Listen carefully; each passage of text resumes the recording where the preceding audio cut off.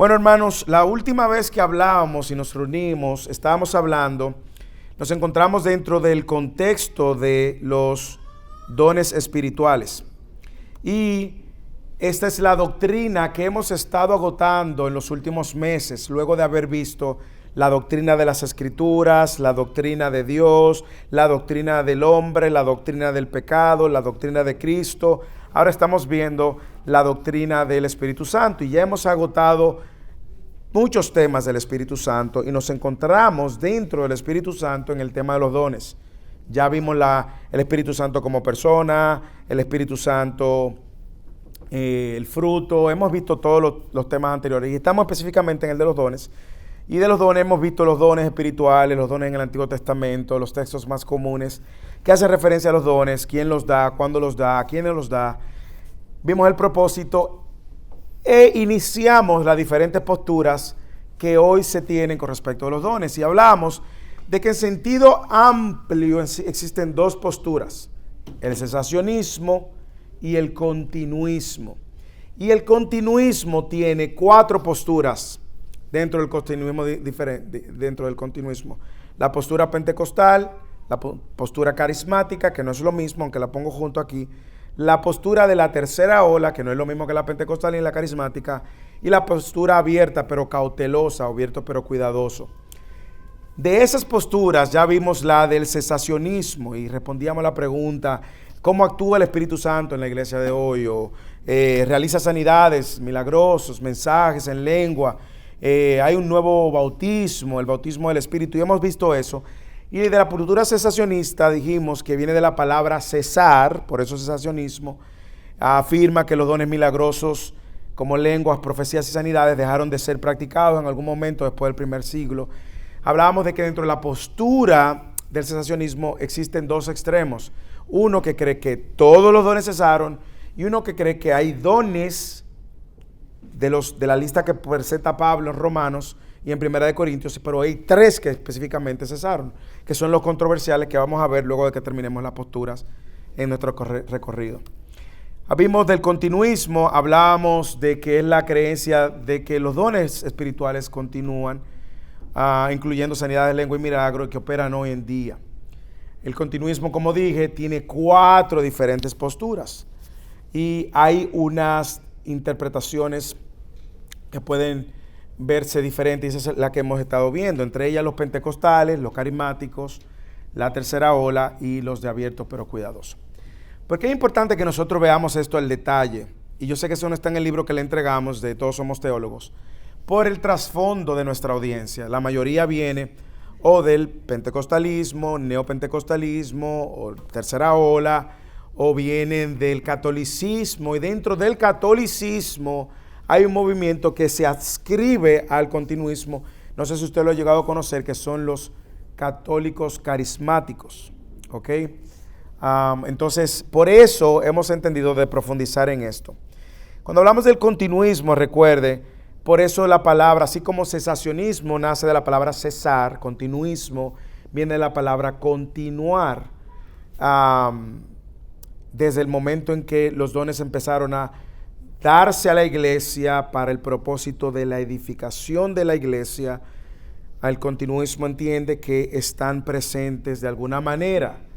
Y vamos a ver cada postura. Ya vimos el pentecostalismo también.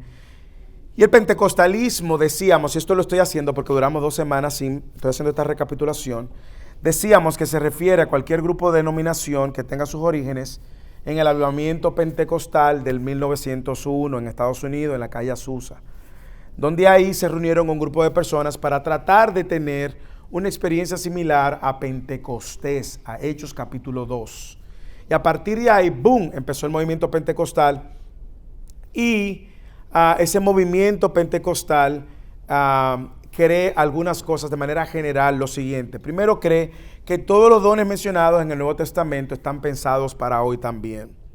Segundo, cree que el bautismo en el Espíritu Santo es una experiencia adicional luego de la conversión. Es decir, usted se convierte un día, o Dios lo convierte un día, y usted tiene que esperar que en algún momento en su conversión usted tenga el bautismo en el Espíritu Santo.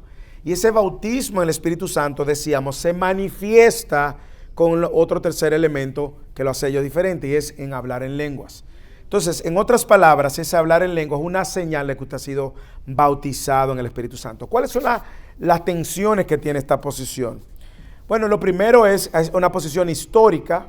Usted tendría que pensar que durante 1901 años o casi 2000 años después del nacimiento de la iglesia, no existía el movimiento pentecostal, ¿ok? Y siempre es bueno ver la historia para tener una referencia. Segundo, hay una tensión muy fuerte, decíamos, y es el hecho de que sin querer, con buenas intenciones probablemente, y haciendo una interpretación sin estudiar el contexto histórico del libro de los Hechos, que como hemos dicho en otras clases de teología, nosotros debemos de ver los libros históricos como eventos que sucedieron, pero tenemos que saber que los libros históricos no son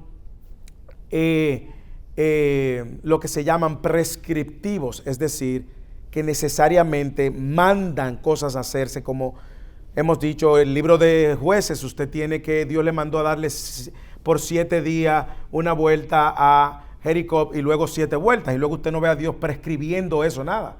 Pero ¿qué hacemos nosotros? Decimos, bueno, eso Dios lo dijo en Jericó, vamos a darle 7 vueltas a todo, y empezamos a darle 7 vueltas al vecindario. Hay hermanos que le dan 7 vueltas a un carro porque quieren ese carro.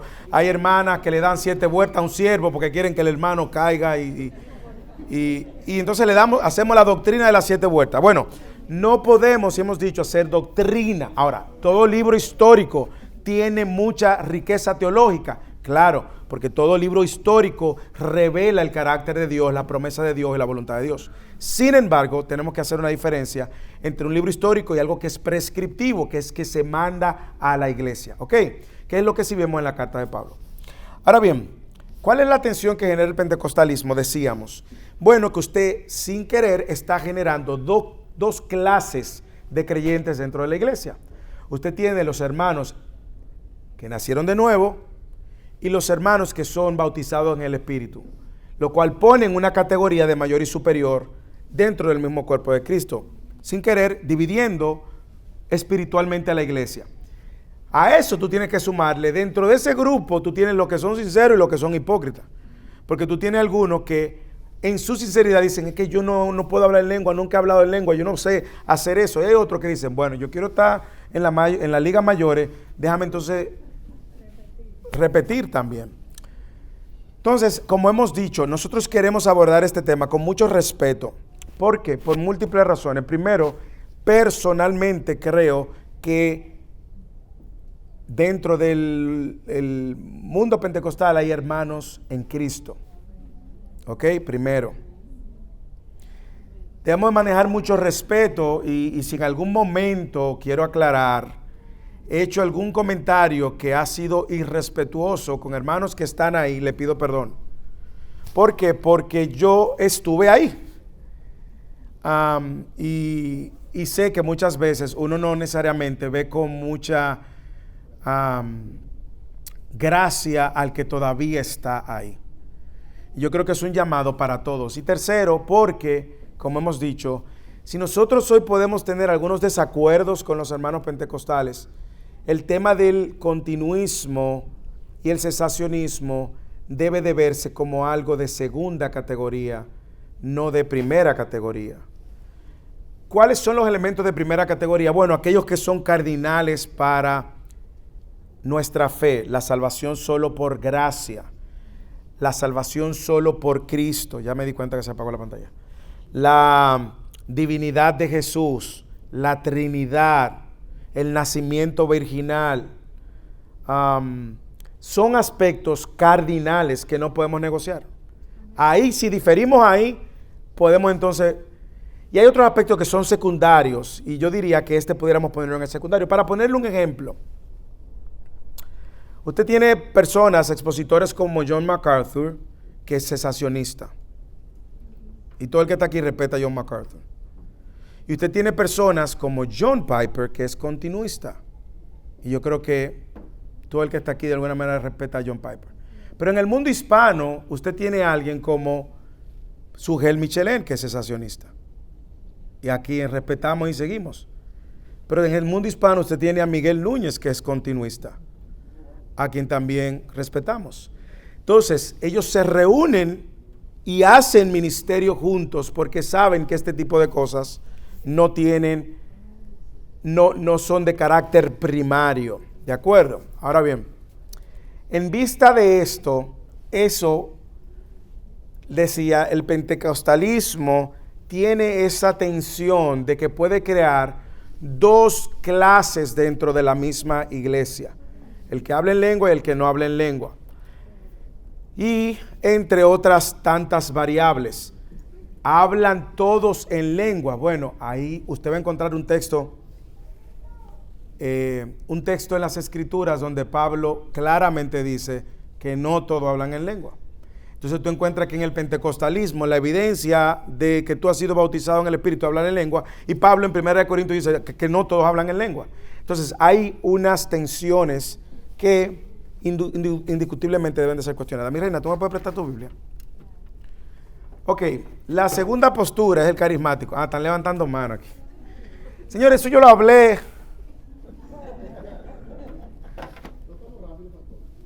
Dígale, hermana Penélope. Lo que pasa es que ahí volvemos, o sea, pusiste buenos ejemplos de cómo personas que respetamos y que entendemos que son de sana doctrina tienen diferentes posiciones, pero cuando si tú puedes ir al slide anterior, ahí estamos hablando del bautismo del Espíritu Santo, y eso tiene que ver con la salvación.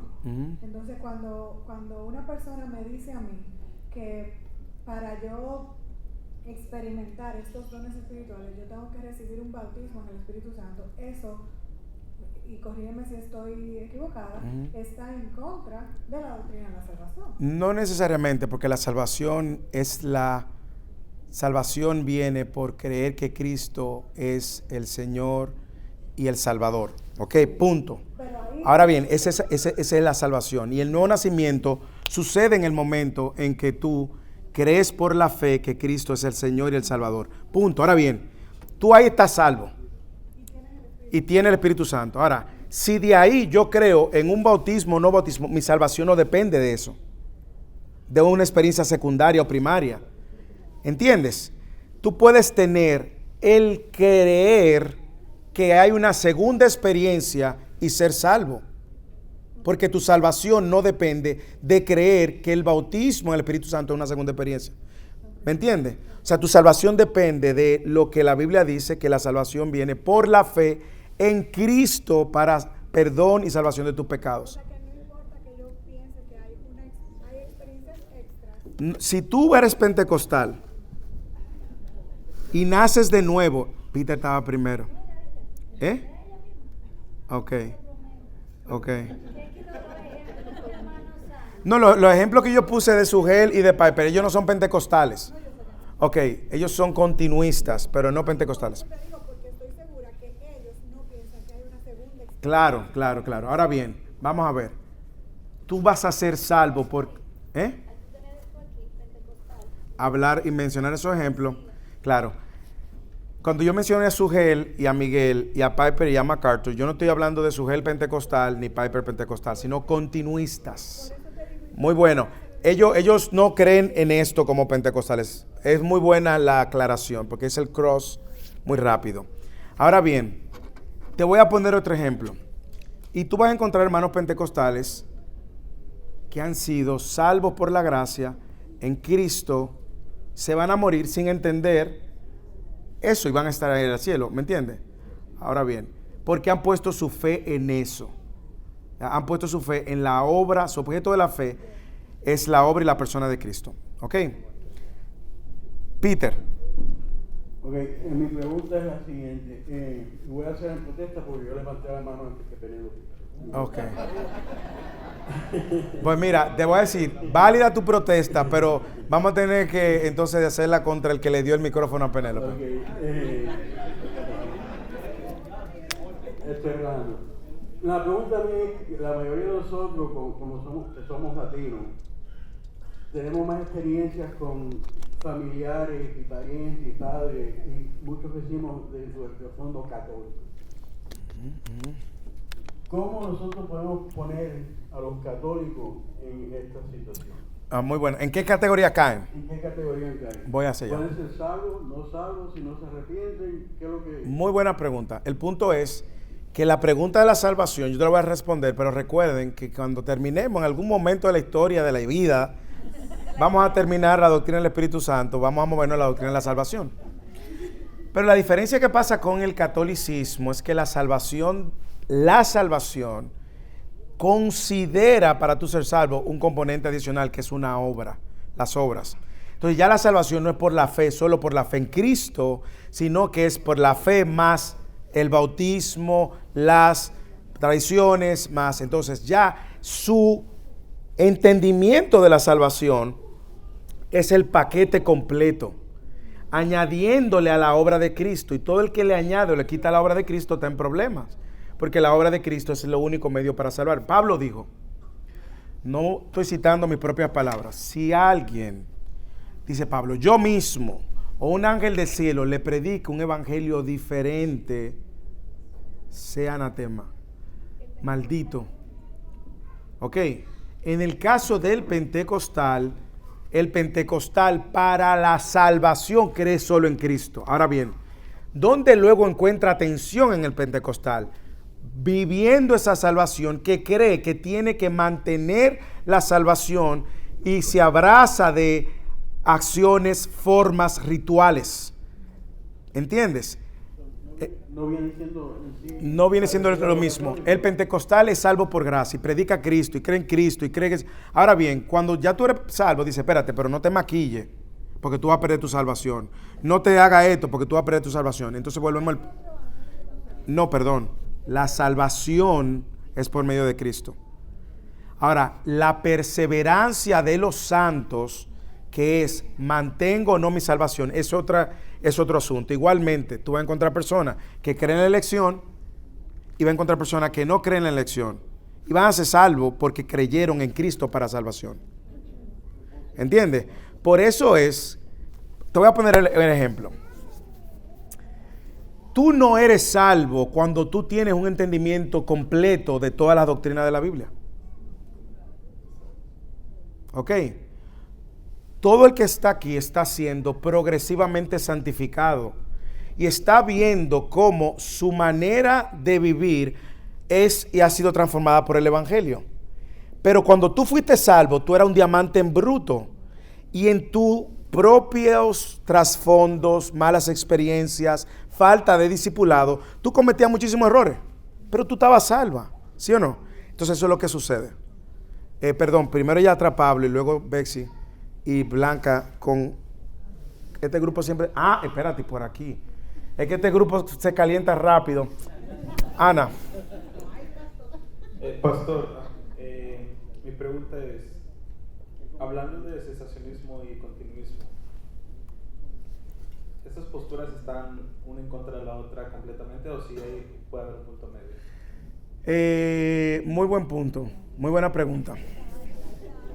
Si yo hago respondo tu pregunta, nos metemos otra vez en la clase. Yo diría que sí y no.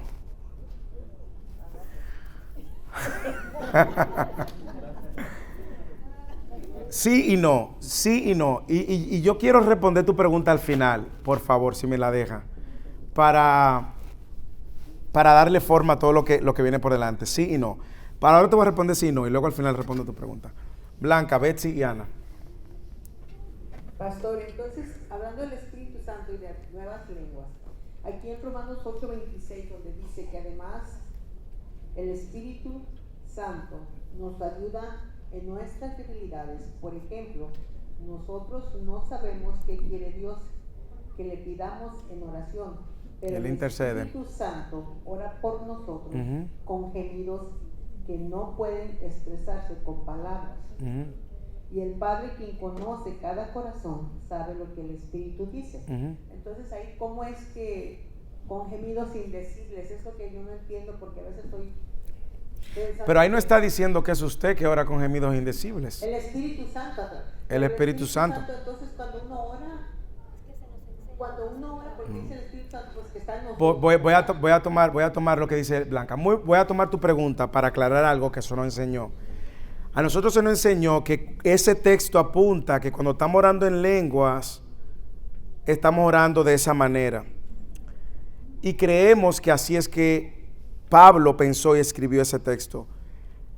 Lectura comprensiva. Ahí no dice que es el creyente que intercede con gemidos indecibles. Ahí dice que el Espíritu Santo, y hace una clara distinción, eso es Romanos 8, 30 y 26. Ahí lo que dice claramente es que nosotros oramos mal, no sabemos muchas veces cómo orar, y tenemos, si se puede decir, una persona de la Trinidad, Dios mismo, haciendo que esa oración expresen el sentido y el sentimiento y la motivación del corazón del hombre delante de la presencia de Dios. En otras palabras, en muchas ocasiones Santiago decía, ustedes no tienen porque no saben orar. Pero nosotros tenemos un Dios que todo lo sabe. Y es la manera de Pablo pintar cómo el Espíritu Santo, Dios, la tercera persona de la Trinidad, toma lo que nosotros no sabemos expresar con palabras. ¿Cuántos de nosotros no hemos dicho que yo no sé ni siquiera cómo orar? Bueno, pero hay algo en tu corazón que sí expresa tu deseo de traer delante del Señor esa oración. Y ahí es donde el Espíritu Santo obra. Entonces, esa versión que tú estás usando, que es la Nueva Traducción Viviente, deja mucho más claro, a la luz de lo que estoy diciendo, de lo que dice la Reina Valera, que lo hace un poco más confuso. Pero esa versión deja muy claro la división y el rol que juega el Espíritu Santo, refiriéndose a la tercera persona de la Trinidad, en nuestras oraciones. Así que ahí nos dice que somos nosotros hablando en lengua y el Espíritu Santo y siendo un intérprete para Dios. Ajá. Es una manera de expresar, Pablo, como dice, vamos a poner otro ejemplo que él usa en el mismo texto, palabras que no podemos entender. Pablo usa esa misma palabra en el mismo texto de Romanos 8 para decir, la tierra gime. ¿La tierra gime? No, pero él está ilustrando la manera como el pecado afectó la creación, como la creación por medio de todo lo que vemos que convulsiona, huracanes, tornados, volcanes, terremotos, está diciendo, aguardando una nueva tierra. Pero no es que la tierra tiene una persona, ¿entiendes? Sino que es una manera de Pablo expresar el sentimiento que existe detrás de lo que nosotros no podemos expresar. ¿Ok? Ana. ¿O quién que le toque? Ana. La Reina Valera. ¿Seguro? Ok, ya. Ana.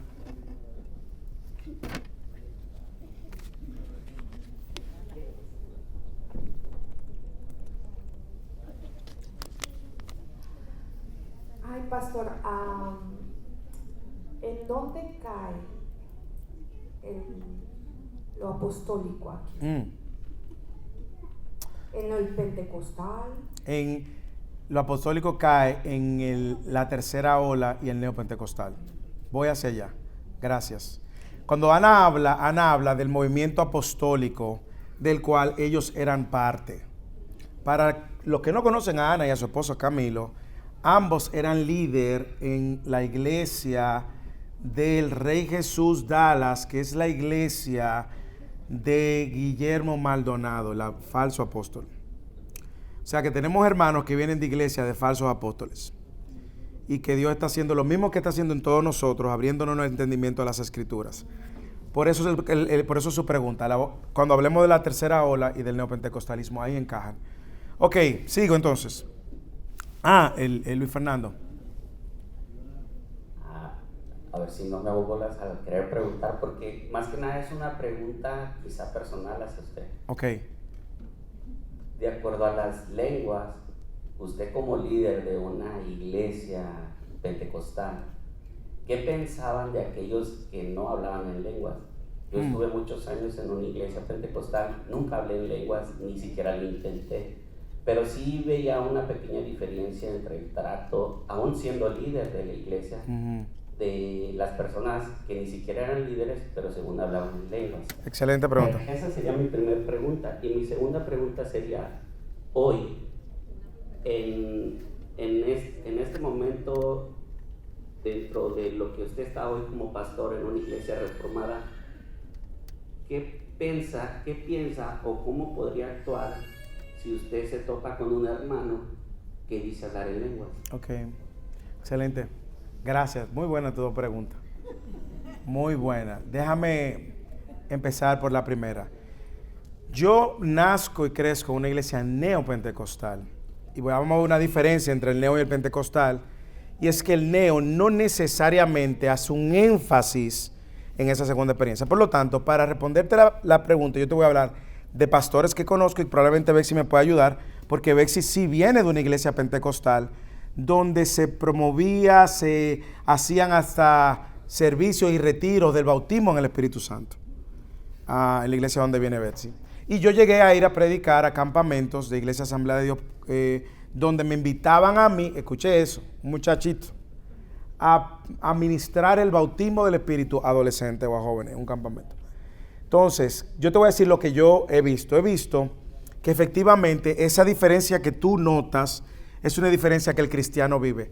El cristiano que no habla en lenguas dentro de los contextos pentecostales se siente que no está en el momento óptimo y pone mucha presión en sí mismo porque lucha con la idea de que Dios no lo ha agraciado con eso, de que Dios no ha visto sus oraciones, no ha escuchado sus oraciones. Y por otro lado, los pastores que nacen y suben en ese tipo de contexto, indiscutiblemente van a entender que el que habla en lengua ha recibido la gracia de Dios, por lo tanto, a este que le vamos a dar participación aquí, este que le vamos a decir que ore, este le vamos a decir que cante, este le vamos a decir porque él ya recibió el bautismo y puede incluso impartirlo. Gaby, Martín y Betsy vienen de la misma iglesia. Betsy, si tú pudieras añadir algo de esa diferencia que existe cuando no se habla el creyente y el trato. Bueno, realmente es que yo creo que en términos reales, si la iglesia no es una iglesia así, como, o sea, por ejemplo, en el contexto de donde yo vengo, si tú no hablabas en lengua, no era que te menospreciaban en un sentido, o te ponían en una diferente categoría, o que te trataban mal, o que tú eras... Yo no pudiera decir eso. Ahora bien, sí te ponían en una categoría como, ay, están orando por ti, para que tú lo recibas. O sea, ese momento va a llegar, vamos a orar, quizás hoy es el día. De hecho, habían campamentos de jóvenes que eran de empoderamiento y ese tipo de cosas. Entonces realmente había como toda esa manipulación mental, te hacía querer llegar porque se sentía como que era como un nirvana de la vida cristiana. Entonces tú hacías todo lo que sea. Por ejemplo, yo hablaba como Pablo, más lengua que todos. y realmente yo miro atrás y realmente yo reconozco que es un comportamiento aprendido, porque soy histriónica y extrovertida y quiero encajar y toda la cosa, pero en el momento uno no se da cuenta. Sí. Y uno siente lo que siente realmente. Sí, claro. Gracias. Entonces ya ahí tú escuchaste el testimonio de alguien que estuvo dentro. No sé si Martín anda por ahí o Gaby. Pastor, algo rapidito. A mi esposo se le pusieron la mano en el estómago y para que hablara en lengua. Y habló Luli.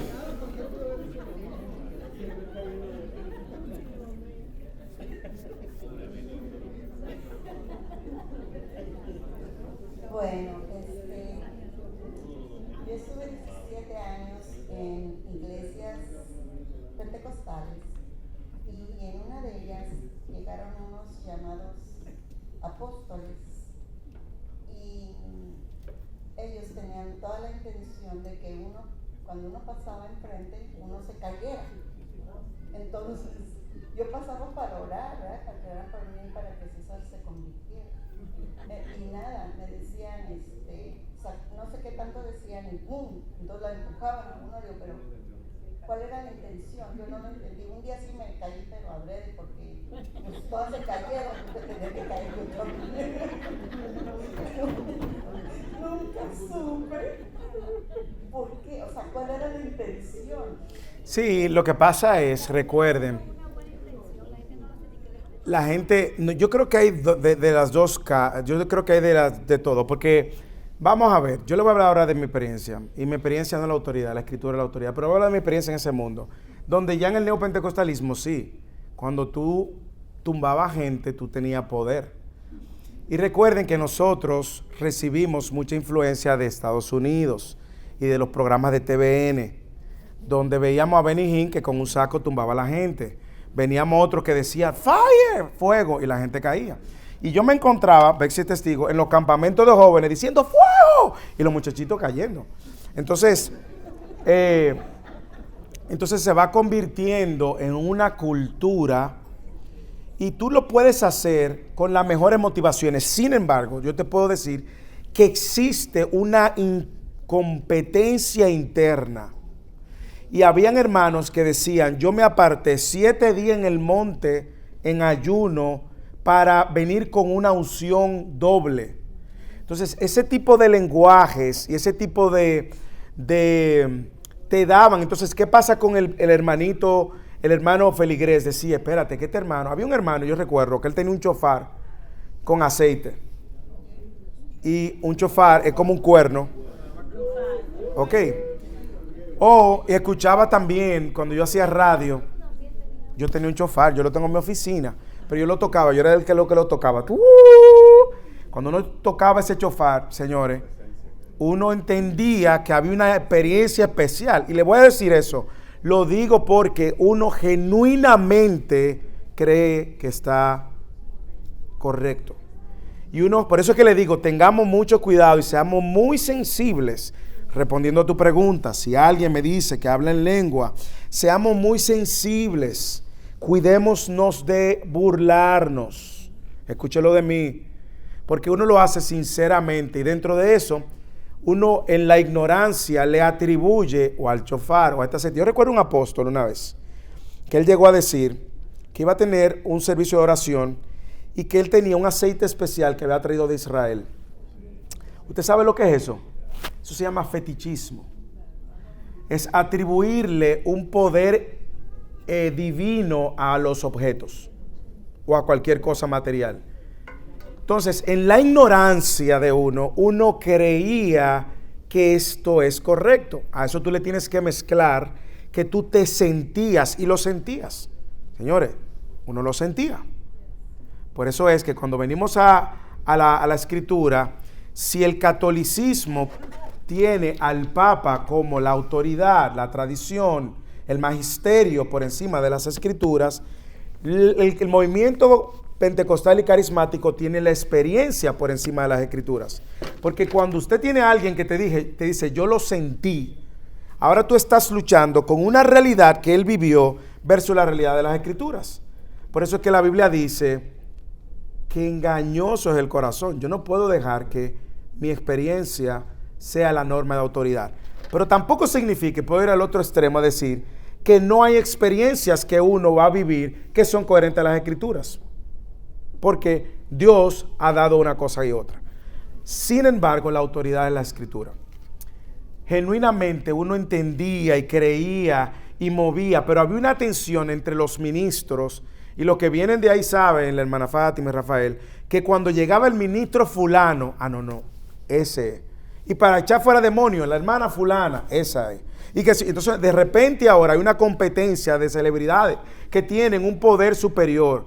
Y si te ungió Benny Hinn, prepárate, porque eso significa que él te endosó el ministerio ahora a ti. Y si te hundió fulano, y si te topó con el saco, y si te caíste, entonces ahí es donde empezamos a cruzar experiencias y a darle una autoridad al punto que vemos a la gente desviada completamente, promoviendo herejías, apartándose de la verdad, teniendo experiencia. Hoy yo conozco personas que eran pentecostales y están metidos en un movimiento mesiánico que no creen incluso en la Trinidad. Y empezaron genuinamente en campaña evangelística en la calle. Entonces, por eso es que cuando nosotros vemos la autoridad de la Escritura, debemos de abrazar la autoridad de la Escritura, recordando que esta no pasará, es verdad y no pasará. Entonces, para tu pregunta segunda, ¿qué hacemos si en medio de nosotros tenemos personas que hablan en lengua o han hablado en lengua y no tienen mucha claridad? Lo primero es que yo tengo que entender que lo va a hacer de lo que está diciendo, lo hace de manera genuina. ¿Ok? Es decir, yo voy a hablar, cuando hable de la controversia de los 3 dones, porque no quiero entrar ahí, yo voy a decir lo que la Biblia enseña sobre la lengua, las profecías y los milagros. De esos 3 me voy a enfocar y voy a hablar de esos 3, pero no quiero agotar ese tema ahora. Segundo, yo tengo que ver si esa persona está más interesado en hablar en lengua que en someterse a la autoridad de la Escritura. ¿De acuerdo? Yo conozco pastores que ustedes lo conocen también, no voy a mencionar su nombre, no lo he mencionado ni lo voy a mencionar, que son gente, personas de Dios, predican la verdad, el evangelio, están sometidos a la autoridad de la Escritura y dicen que tienen experiencia de hablar en lengua solos. Yo no puedo venir con una ametralladora y poner mis convicciones o mis creencias o burlarme por eso. Tenemos que ser muy cuidadosos. Por eso decía que esto es un punto secundario. Ahora, cuando nosotros vemos la lengua en el contexto de 1 Corintios, que es cuando Pablo lo pone en orden, no luce como lucen las iglesias pentecostales. Porque primero Pablo dice, 1 Corintios 14, 11, 12, creo, donde él dice, yo prefiero hablar 5 palabras con entendimiento que 10,000 sin entendimiento. Pablo dice, no todos hablan en lenguas. Pablo dice, si hay alguno que hable en lengua, 2 o 3 máximo. Pero en el movimiento y en los hermanos pentecostales, es todo el mundo al mismo tiempo. Entonces se da eso y no hay un orden. Entonces todo esto para decir que yo trataría de escuchar, ver dónde está, en cuáles puntos estamos de acuerdo, cuáles puntos estamos seguros de que estamos de acuerdo y guardar el respeto sin que eso afecte. Ahora bien, yo voy a complicar tu pregunta. ¿Qué pasaría si en un servicio de nosotros alguien empieza a hablar en lengua?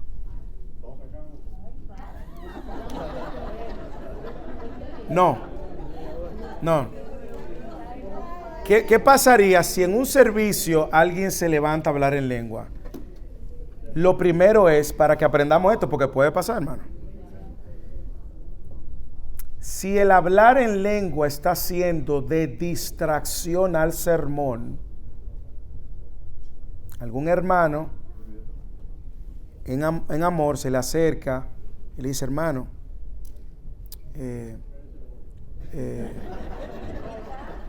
¿tú no escuchaste lo que yo dije?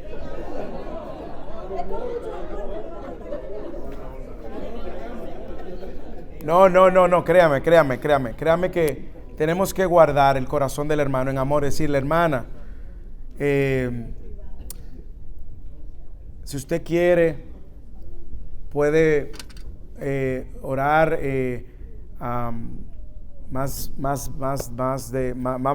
un tono menor, porque está distrayendo a los demás hermanos de escuchar la proclamación de la palabra de Dios. Pero tenemos que hacerlo en amor y con cuidado. No podemos ahora ni sorprendernos, ni ver, ay, este hermano. Mano, tenemos que aprenderle ya. Y le digo una cosa, desde el día 1 que nosotros plantamos First Irving, a mí no me sorprendería si eso sucediera, porque mucha gente viene de ese trasfondo. Sin embargo, si eso sucediera, primero, ni vamos a tratar mal, hermano, ni lo vamos a ver. Ay, no, hermano, espérese. Nos acercamos, vamos a suponer, déjame ver quién, yo no me imagino que pudiera hablar lengua aquí, para ponerlo como ejemplo. La hermana Carmen. Ay, no, la hermana Carmen levanta la mano a veces así que en fuego. No. Vamos a suponer que usted ve a alguien hablando en lengua, quien sea. Yo creo que debemos de, en amor y respeto, acercarnos y decirlo, hermana o hermano, pudiera bajar un poco, orar en privado, pudiera orar en privado, porque está distrayendo a los demás hermanos de escuchar la palabra de Dios. Y ya. Pero no nos sorprendamos ni tampoco le pongamos un lego. Déjame darle la oportunidad a Julio y luego a la hermana Blanca, que nunca levanta la mano. Y si está levantando la mano es porque tiene una pregunta.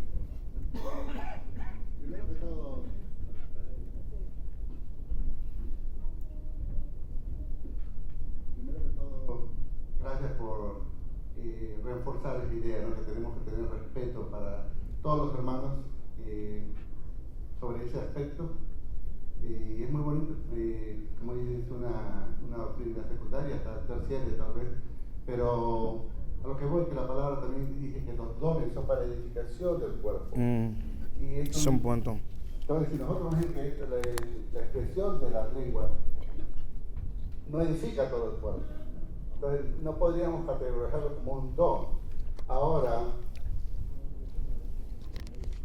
en todo lo que yo he podido estudiar o lo que he podido escuchar a John Piper, a MacArthur y todos ellos, a veces tratamos de conectar esa expresión que supuestamente es de lenguas, que puede ser, no lo sé, Dios lo sabe, pero tratamos de conectar con el don de lenguas, que vemos que es un idioma que el Señor usaba, pero no hay ninguno que pueda definir qué es esa expresión, si es que es genuina. Porque yo creo que esa expresión puede ser genuina, que no lo entiendo qué cosa es. Hay sí muchas personas que lo aprenden, como usted lo dice, pero puede haber personas que conozco que supuestamente lo han experimentado la primera vez que vienen a los caminos del Señor, que no lo han aprendido de nadie. Entonces, no lo entiendo qué es. John Piper mismo dice, si eso es algo que tú das, dámelo a mí, pero yo no lo he recibido, lo dice. Entonces, no podemos categorizar esa expresión que sea el don de lengua, porque ahí es donde viene la confusión, que nadie entiende. Como conectamos esas dos expresiones y tenemos que tener cuidado.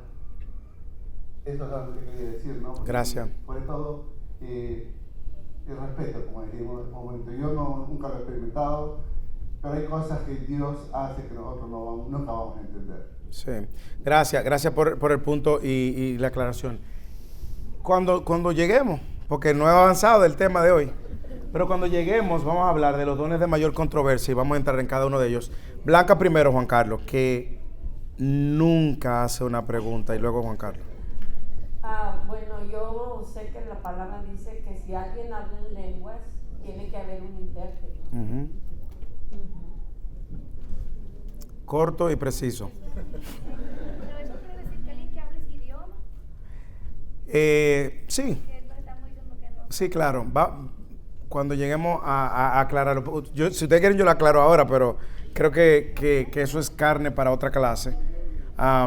Lo que vamos a ver, ¿qué significa esa lengua y qué significa que lo interprete? Juan Carlos. Bueno, yo quiero hacerte una pregunta. Si la función del Espíritu Santo es dirigirnos a la adoración de Dios, y el Espíritu Santo está obrando para señalarnos a nosotros a Cristo y al Evangelio y la obra de Cristo, ¿cómo entonces el Espíritu Santo levanta a una persona para dirigir la atención a esa persona? ¿Es una pregunta que tú me haces a mí? ¿O una pregunta retórica para que reflexionemos? Retórica, ok. A ver. Ana y Carlos, y Camilo, perdón.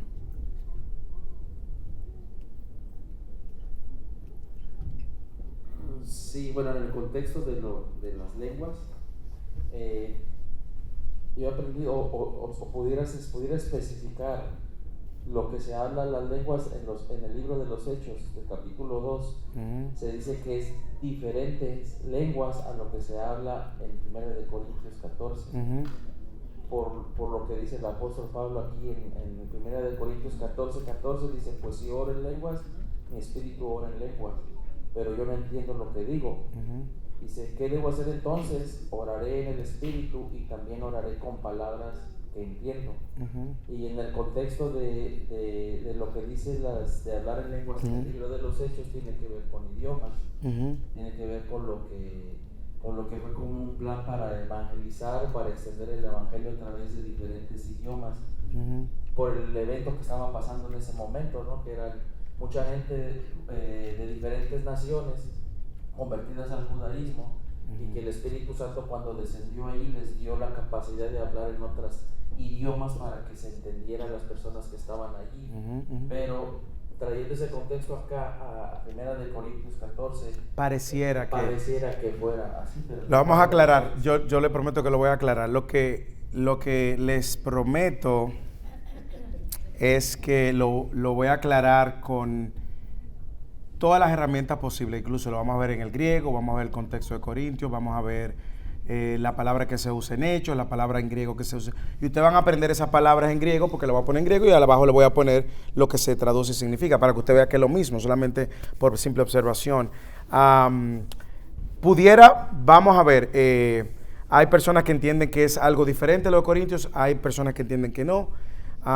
Y le voy a explicar paso por paso lo que 7 razones quizás, 7 puntos para explicar el tema de las lenguas. Sigue caliente el tema de las lenguas. Voy a hacer una pregunta para que ustedes entiendan. Sí, Ana, voy a hacer una pregunta para que ustedes entiendan por qué tenemos que ser respetuosos con el tema de las lenguas. ¿Ok? Levante la mano. Ay, no me escucho un ay. Todo el que está en este lugar que en algún momento ha tenido una experiencia de hablar en lenguas. Levanten. Mire a su alrededor. ¿Usted ve? Entonces, bajen la mano. De una manera u otra, tenemos que ser respetuosos. Ahora bien, le voy a decir cuál es mi responsabilidad, porque verdad, mi responsabilidad es ser fiel lo más que mi conocimiento y la escritura me permita las escrituras. Yo no soy fiel a una posición, voy a ser fiel a la escritura. Entonces yo lo que voy a hacer es que voy a modificar la agenda en vista de que, y la próxima semana voy a hablar de las lenguas y voy a darles una idea bíblica, lo más bíblica posible, gramatical, textual, histórica de las lenguas. Así que, Ana, dígame. Pastor, nosotros venimos, como usted lo dijo, de un movimiento apostólico y las lenguas eran lo primordial. Y ahora, precisamente en Corintios 14 dice, el que habla en lenguas, 14:4, el que habla en lenguas a sí mismo se edifica. Y realmente a veces uno dice, como usted decía, nosotros lo hacíamos muy genuinamente, creyendo que era lo correcto. Y el pastor nos sacaba de esto. O sea, la gente no puede entender, pero tú te estás edificando. Entonces, ¿cómo? ¿Cómo es esto? ¿Cómo es esto? Venga la próxima semana para yo poder responderle, porque si le empiezo ahora lo voy a dejar y nos quedan 0 minutos. Entonces, yo sí voy a terminar con lo siguiente. Y es lo siguiente, yo les prometo que en lo adelante vamos a hacer una exégesis más aguda de los textos de Primera de Corintios, que son los que traen más controversia. Y me van a hacer moverme por al tema de los dones de mayor controversia, por lo menos el de las lenguas. Vamos a tener que ver el de las lenguas. Solamente déjenme ver si en 1 minuto puedo cubrir lo de los movimientos carismáticos y nueva tercera ola, y con eso terminamos hoy. ¿De acuerdo? Para que tengan una idea y luego entonces respondamos a la luz de todo. El carismático básicamente empieza en los 60 y en los 70. ¿Ok? Y básicamente busca igual practicar todos los dones del Nuevo Testamento, profecía, sanidad, lengua, interpretación de lengua. Sin embargo, existen diferentes puntos de vista entre los carismáticos con respecto al bautismo del Espíritu. Y sobre el tema de subsiguientemente hablar en lengua. Se pudiera decir que esto es una diferencia un poco que suaviza el pentecostal. Es la evidencia, hablar en lengua. Es necesario un segundo bautismo. El carismático no necesariamente lo ve con tanta rigidez, sino que se expresa, se manifiesta y punto. Y están abiertos a que eso se manifieste. No necesariamente lo enseñan doctrinalmente como el pentecostal. Ahí es donde, Peter, respondiendo a tu pregunta, podemos entrar a los hermanos genuinos hermanos, porque no creo que todos los católicos son hermanos, genuinos hermanos católicos que han puesto su fe en Cristo y han tenido alguna, y son más evangélicos que católicos, ¿okay? Pero los carismáticos hay católicos carismáticos y hay iglesias protestantes, dentro de la iglesia protestante renovadora, que están abiertos a movimientos carismáticos, sencillamente a que se den ese tipo de manifestaciones. Pero no lo enseñan como el pentecostalismo.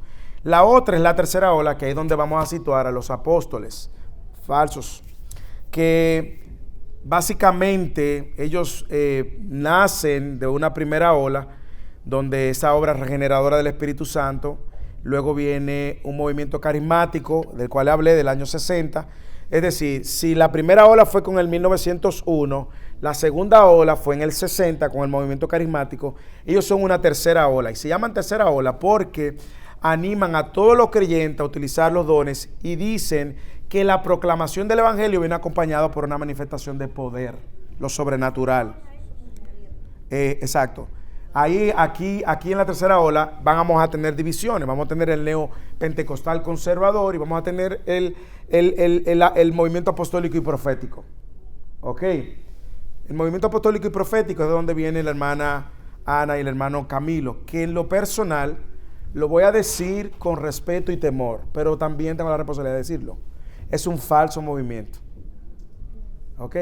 Todo lo que luzca o huela como Benny Hinn, Guillermo Maldonado, Cash Luna y sus amigos y hermanos, corra, suelte eso, no gaste un minuto de su tiempo. Predica en un falso evangelio. Y lo voy a decir con tanta propiedad e intensidad, porque hoy el sermón de hoy, Pablo lo llama de manera más contundente. Pablo le llama hijos del diablo.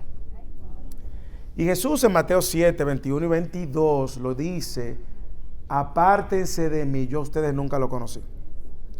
¿Y sabe lo que hacían esos? En su nombre echaban fuera demonios, en su nombre profetizaban, en su nombre hacían muchos milagros.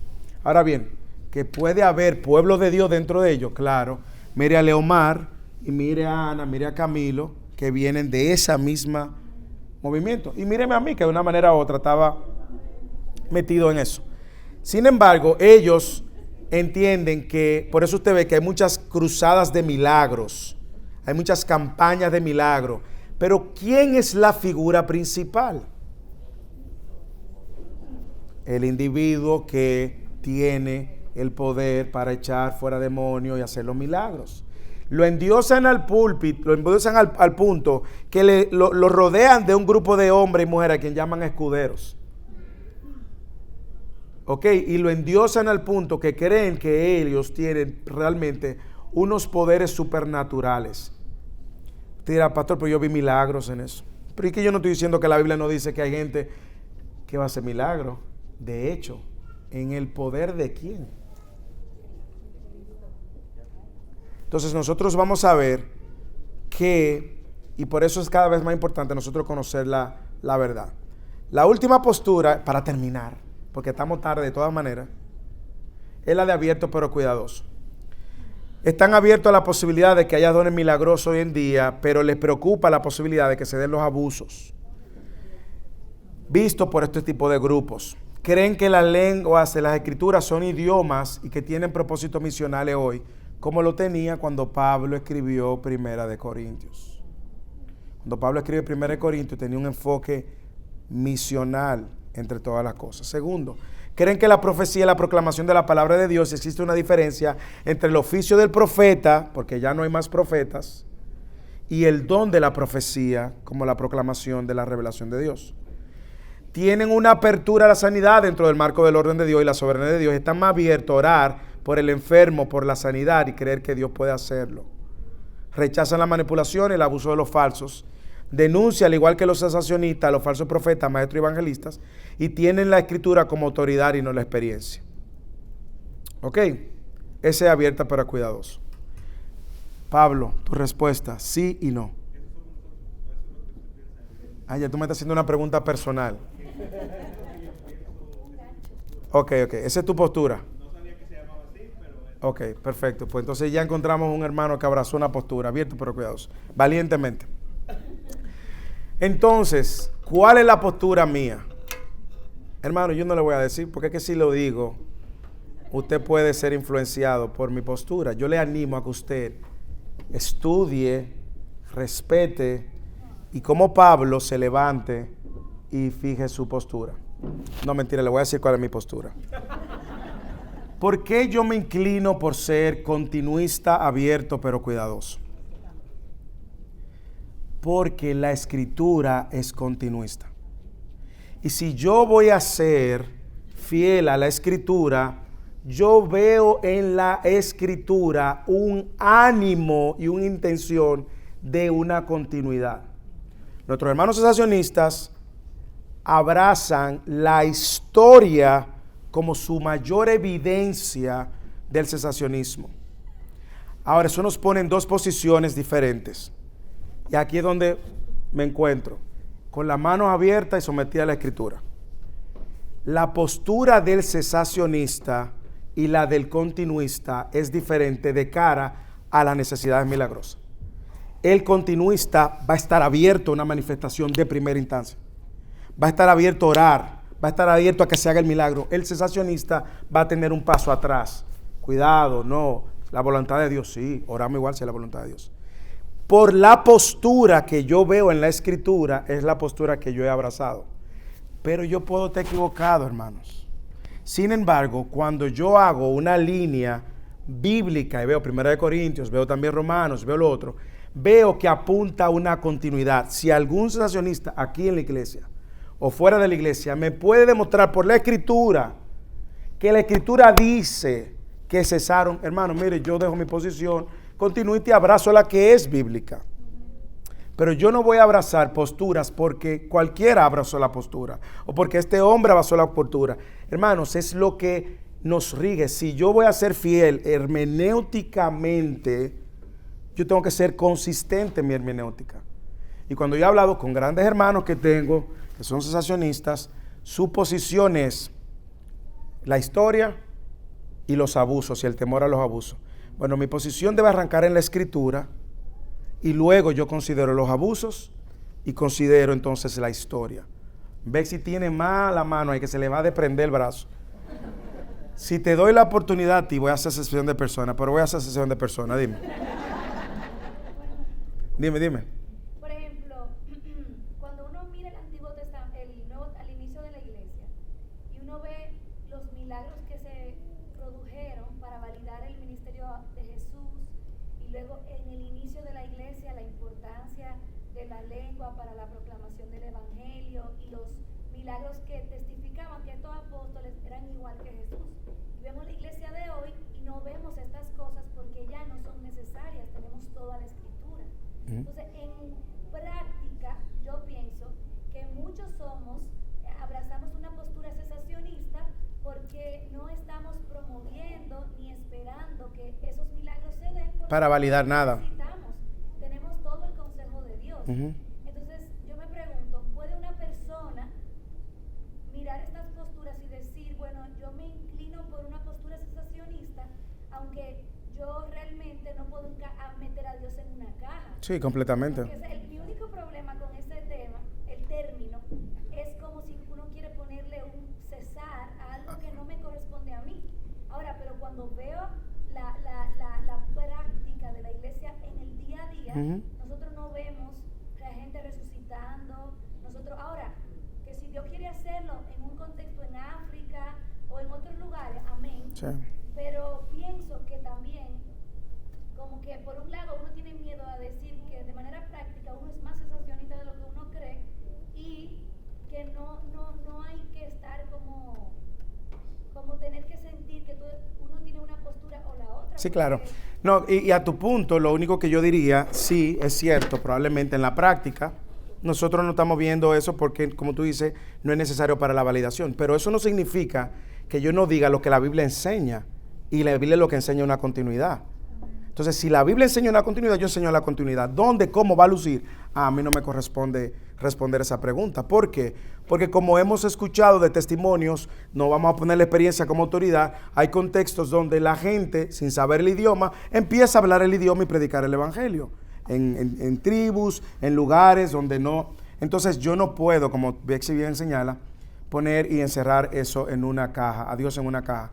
Yo quiero enseñar lo que la Biblia enseña. Y por eso, ahí donde arranca mi posición. Probablemente, como muy bien dice, en la práctica no estamos detrás de dónde están los demonios para echarlos fuera, como andábamos antes. como los cazafantasmas, o dónde está. No, oramos en el poder del Espíritu. Oramos, Señor, sana, es nuestro deseo que tú lo sanes, pero que se haga tu voluntad. Pero el impulso inicial es, tú eres el mismo de ayer, tú eres el mismo hoy, tú eres el mismo mañana. Ese arranque inicial del continuista es diferente al cesacionista de cara a la necesidad del enfermo, de lo que sea. Entonces, por eso es que yo digo, como muy bien señala Betsy, mejor no se puede haber dicho, aquí no es si usted es una cosa u otra. Aquí es que seamos fieles en lo que Dios nos ha llamado. Y nos ha llamado a ser fiel con las escrituras. Cuando yo venga la próxima semana, entonces le voy a traer la escritura para que veamos un poco de estos términos y hablar un poco de las lenguas. Sin embargo, vuelvo al punto inicial. Tenemos que ser respetuosos. Tenemos que ser amorosos. Pero el que cruza la línea de lo falso, no tenga temor en ser valiente y denunciarlo. ¿De acuerdo?